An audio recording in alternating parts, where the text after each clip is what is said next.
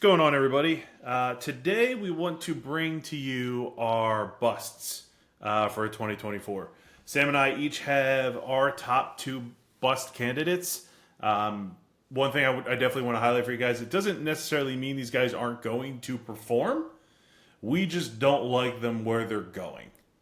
All right, like the ADP to me is not on par with what you're going to get out of that person. So you definitely want to, obviously treat your draft in the way you would want to actually have your players perform.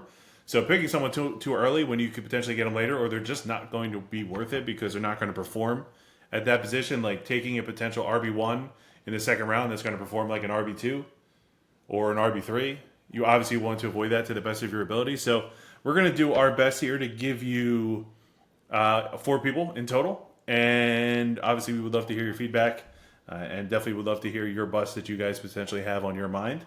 So with that said, I'll kick us off on this one, Sam, since you hit the last video. I actually have 2 running backs. Their ADPs actually aren't terribly apart from each other. But I'm going to kick it off with my first one, and that is Deandre Swift, who was on the Chicago Bears, former Bird. For those that don't know, I'm a Birds fan. Okay, born and raised in Philadelphia. Guilty as charged. I love it. The Eagles are the best to me. So I am a little biased when it leans toward the Eagles when it comes to certain things. But I tried to draw that line when it comes to fantasy football. And as great as DeAndre Swift was for us last year in, I would say, the majority of the season, he started to tail off towards the end of the year a little bit. And you kind of see it like, I don't know, things just weren't panning out. And he was behind a top-tier offensive line in Philadelphia itself. And now that he's on the Bears, which their offensive line is definitely not as good as the Eagles' offensive line, despite the fact that Jason Kelce retired, I'm expecting a bit of a pullback. And there's also the scenario where you have a rookie quarterback who is coming in. He's also known to run the ball himself.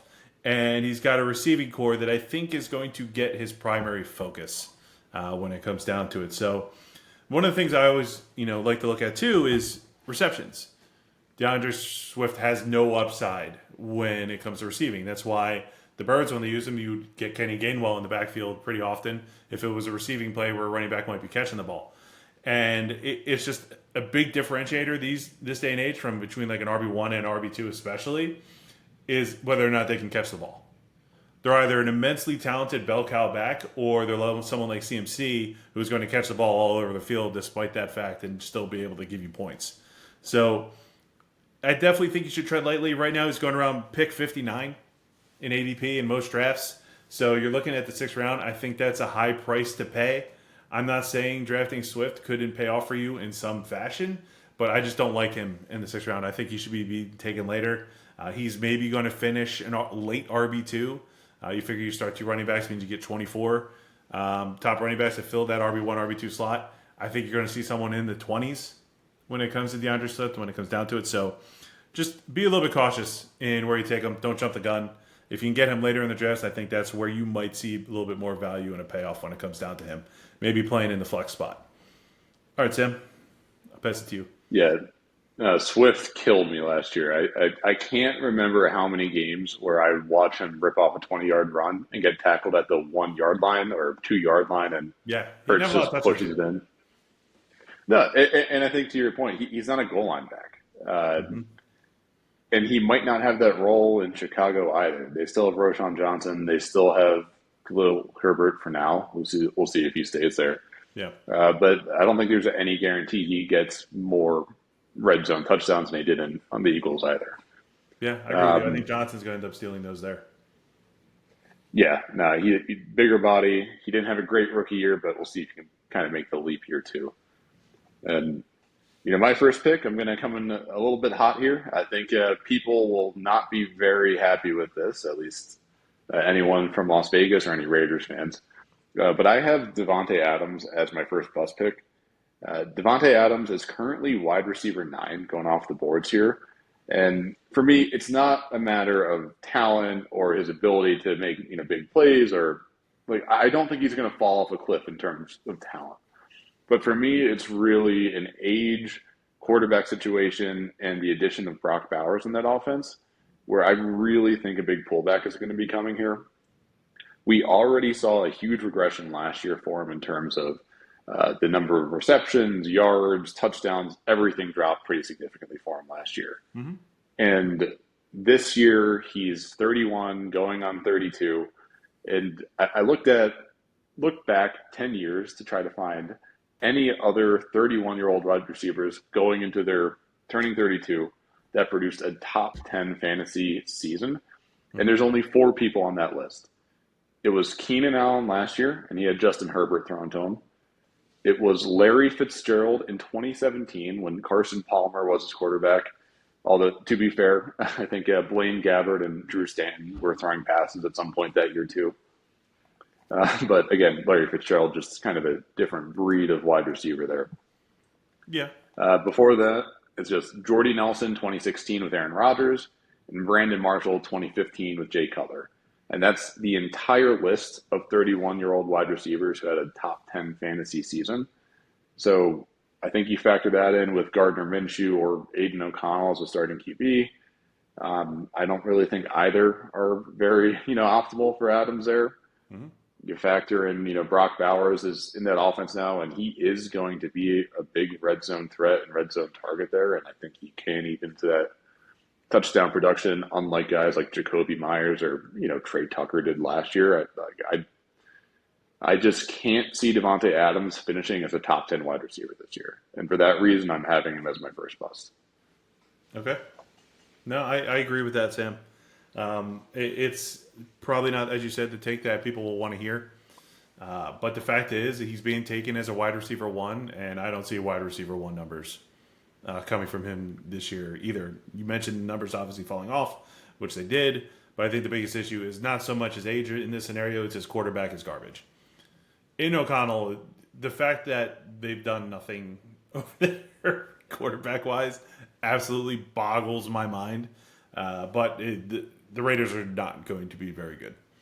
So he's going to suffer. He's going to be taking a large chunk of defensive looks coming his way because he's really the only person they have to worry about now.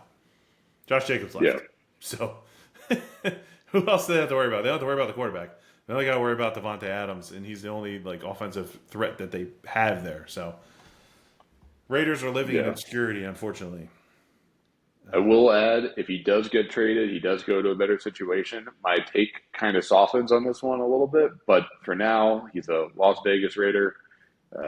I don't think he's going to be a top 10 wide receiver this year. Yeah, you got to take in the QB play. And I think sometimes it gets overlooked with people when they're drafting. It's super important. If you got Davante Adams with Aaron Rodgers, it's a completely different conversation. But Davante Adams with Aiden O'Connell or Derek Carr or whomever in that scenario, he had some decent seasons with Derek Carr, not to say he didn't, but it's a fall off. It's the QB is impacting the wide receiver 1. And when was the last time we had a top 5 wide receiver not have a top flight quarterback? I'd have to look that up. They all have good quarterbacks in some capacity. Otherwise, it doesn't happen, right? Yeah. All right. So I'm going to jump into my next one. Like I mentioned, it's another running back. This one has been a top 20 performer the last 2 years, and that is Kenneth Walker out of Seattle. I just don't think we're going to see the Kenny Walker that we saw the last 2 years. Now, he's going into his 3rd season. His sophomore season was already down compared to his first season. Now, I know he missed a few games because he was hurt. But if you look at all his numbers, they're all down everywhere except for the fact that he had 2 more catches. His yards are down. His yards per carry went down a half a yard. And when you see that in a sophomore running back, it's concerning. That shouldn't be the case. It should be getting better or at least staying the same. And that's not to mention that he's got a current backup running back there that is eating his carries and stealing it. And I suspect that Zach Charbonnet is going to be taking more of his carries away from him this season. I just don't see that value of Kenneth Walker, who's currently going at about 50 ADP. So at the beginning of the 6th round, I'd be hard pressed. I don't think he's the value at that spot. I think right now it's RB17 off the board. I don't know if he's going to be an RB2. If he's going to be an RB2 when it comes down to it, I don't think it's going to be 17. So you might be taking the RB17 for someone that might be RB24. And again, like I said at the start of this video, you want to look at that value that you can get out of your picks. So you want to be very cautious of where you're taking specific people. And if Kenneth Walker is who you're looking at, it's RB17 for an RB24 performance is not going to be it. So be cautious when drafting him. Don't get me wrong. I like Kenneth Walker. I had him on my team last year. He carried me into the playoffs in one of my leagues. It was very nice. But it's just, I expect to tail off. And there's also the counterpart that the Seahawks are just not great, too. It's not. I know Geno Smith has had some pretty decent years and a little bit of resurgence in his career, but I don't see it. I think they're going to struggle this year, and it's going to impact him, too, as well. So time will tell. Obviously, I'm hoping I'm wrong, but Kenneth Walker is definitely not someone I'm drafting either. Yeah, and I think Pete Carroll leaving is a huge piece of that too. Pete Carroll is a old timer coach. He's all about having like that, tough, intimidating defense and that ground and pound run game, and that's really what carried Kenneth Walker. Like he only had rushing volume. He was never really didn't really have that receiving upside. And even last year, we saw Charbonnet take a lot of those receptions. So yeah, he only had 29 I think catches that might even get worse.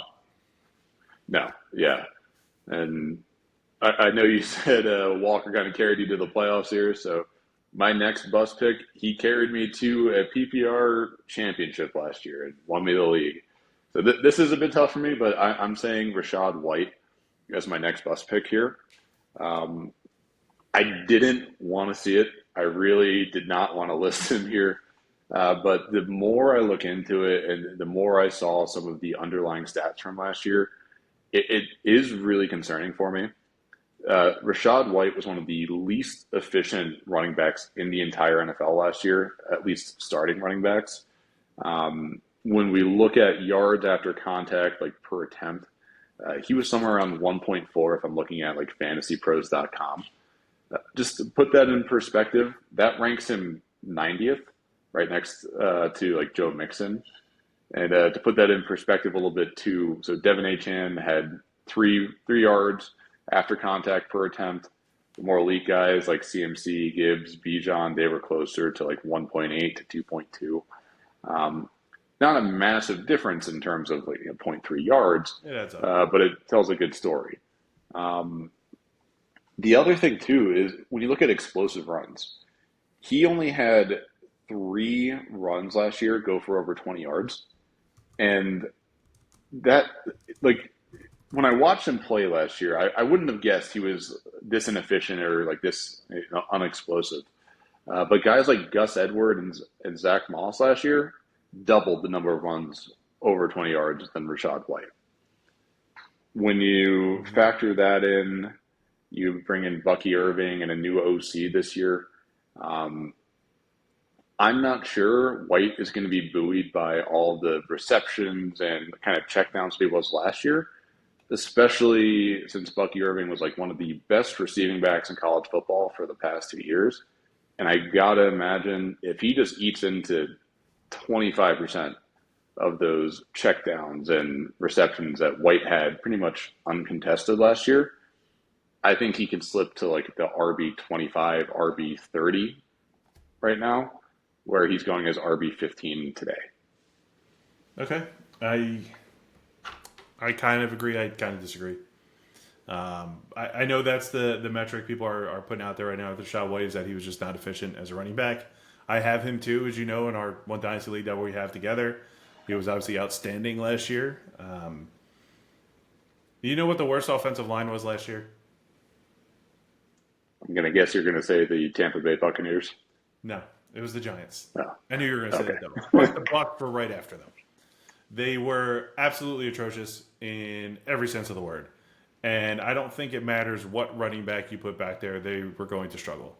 Now, sure, you can sit here and tell me, well, the Giants made it work. No, Saquon made it work. Saquon is the reason he was a first-round pick when he was picked. We are Penn State people. We know how good Saquon was in college. The dude was absolutely incredible to watch, quite honestly. We knew he was going to be good when he got drafted to where he went, which is why I was not happy when he went to the Giants. So I'm pretty excited that he's now on the Eagles team. But the moral of the story is it was like Swiss cheese. They were banged up. As I mentioned before we got on this video, his starting center was out the last 2 seasons. It doesn't matter what running back you put back there, they're going to struggle. Now, that's not to say that Tampa Bay has really improved their offensive line, right? So in what you said, that's the part where I agree. I have not heard anything about Tampa Bay's offensive line getting any better. So Rachaad White going where he does, it makes sense that the value may not be there for you. Yeah, Right? I think a part of it too is how much you like Bucky Irving. Like I personally think Irving was brought in to maybe relieve White on some of these checkdowns and third down plays. So Yeah. that's where my biggest concern is. Maybe the inefficiencies aren't all White's fault, like you're saying, but if they're still there, and then the receiving upside comes down, that's where I think the slide kind of happens there. Yeah. He obviously relies on it heavily. And if he's not catching the ball as much as he was, you know his numbers are going to drop. But Yeah. all right, that is our 4 busts that we wanted to give you guys. If anything comes across our plate that we see that will stand out, we'll obviously talk about those too. I think there's a few other players I have my eye on as potential busts, so we might do another video on it. But obviously, you know, like always, thanks for watching, guys. If you haven't already and you've enjoyed this, please hit the subscribe button. It does us a huge favor. I know it's cliche, but it's true, and it helps us on YouTube. All right, thanks.